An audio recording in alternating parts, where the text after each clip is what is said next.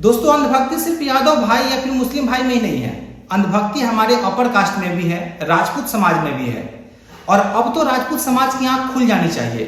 जिस हिसाब से राजीव प्रताप रूढ़ी को भाजपा ने दूध में पड़ी हुई मक्खी की तरह निकाल के बाहर फेंकने की कोशिश किया है पिछले रात को, सबकी आंखें खुल जाना चाहिए। अब किसी की अंधभक्ति करने का समय नहीं रह गया है भाई। अगर उसका काम आपको अच्छा लगता है, चाहे भले ही वो राजपूत का हो, मुस्लिम का हो या यादव का हो, आप वोट दीजिए। नहीं अच्छा लगता है तो आपके लिए कोई भी दल आपका खाना नहीं देगा। राजपूत का दल ऐसा नहीं है कि भाजपा है, अपर कास्ट का दल है। अगर ऐसा रहता तो राजीव प्रताप रूढ़ी के पीठ में खंजर घोंपने का काम भाजपा नहीं करती। ये किसी से छुपा नहीं है आज के डेट में।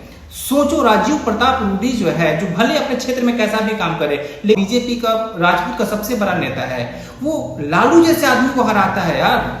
आप कल्पना करिए कि राजीव प्रताप रूढ़ी जैसे नेता को भाजपा अगर भाव नहीं दे रही है, उसे इस बात का बिल्कुल भी डर नहीं है कि वो किसका प्रतिनिधित्व करते हैं।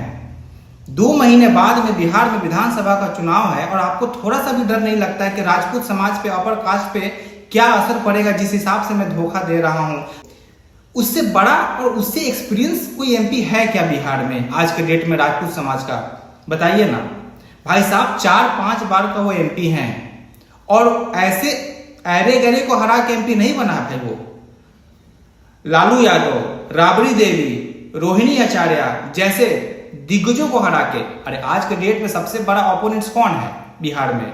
लालू परिवार है। उसको हरा के अगर कोई एमपी बनता है और एक बार नहीं 4 बार 5 बार बनता है और उसको आपको कद्र नहीं है, तो आपको राजपूत समाज की कद्र नहीं है। सच पूछो तो आपको डर नहीं है, बीजेपी को बिल्कुल कद्र नहीं है।